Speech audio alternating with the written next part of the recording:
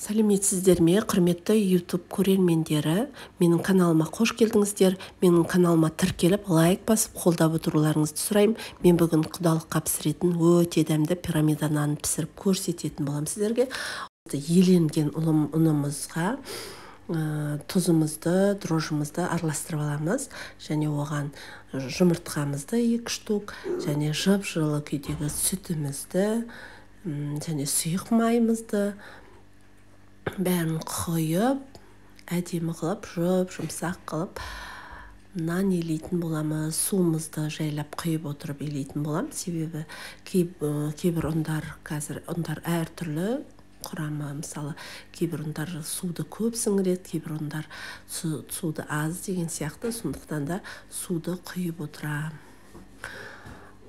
Сөйтіп нанды илейтін болам. Кішкене қаттылау болса да, оған неғылмаңыздар, себебі ол қатты болғанны ештеңе етпейді, артынан жұмсаратын болады. Себебі біз майменен, сұйық маймен 2 чайный ложкамен сұйық майымызды сондай жобада алып аламыз да, иленген қамырымызды тағы да күшті қылып, сол майды араластырып тұрып, күшті қылып илеп шығатын боламыз. Нанымызды сөйтіп сағат 1,5-2 сағаттай уақытқа жылы жерге қоятын боламыз.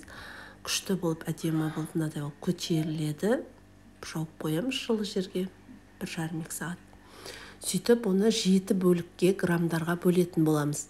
Мен бірінші бөлігін 200 грамм қылып алдым. Сөйтіп 7 бөлікке бөліп алдым. Кішкентай бөлігі 200 грамм, одан кейін 300 грамм, 400 грамм, 500 грамм, 600 грамм, 700 грамм. Сөйтіп 7 бөлікке бөліп алдым да, бетін жауып қоятын болам. Және кішкентай 2 бөлігін алып, протеинге салып, жан-жағына қатты баспай, ортасын ғана басу арқылы 2 жағына жинап, кішкентай бөлігін және 2 кішкентай бөлігін осылай бірге пісіріп алатын боламыз. Нанымызды, кішкентай күлшелерімізді дайындаймыз. Бетіне бір жұмыртқаны араластырып, сарысы мен ағын осылай дайындап алатын боламыз. Бетіне жағу үшін бетін жылтыратып, күлшеміздің әдемі қызарып пісуіне күшті болып қызарып пісуі үшін жағамыз. Және де қара және ақ күнжіттердің бетіне күлшелерімізді әдемі қылып әрлейтін боламыз. Сөйтіп 180-200 градуста 25-30 минутқа пешімізге салып, қызарғанша қарап отырып пісіріп алатын боламыз. Әдемі дәмді күлшелер пісіп шығады. Күлшелеріміз жайған кезде үстін баспаймыз, 2 жағына тарта отырып, ортасын баса отырып жаятын боламыз. Бірінен үлкен қылып кішкене жаятын боламыз.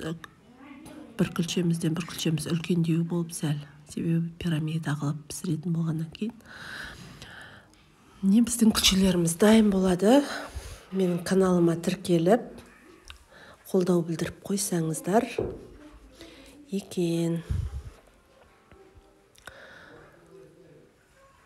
Қоңыраушаны басып, мен сіздерге әлде де күшті дәмді тағамдарды ұсынатын болам. Каналыма тіркеле отырыңыздар. Тіркелуді ұмытпаңыздар каналыма. Мінекей, пирамида наны құдалыққа арнап пісірсеңіз де, күнделікті үйге пісірсеңіз де өте дәмді, жұмсақ дәмді күлшелер.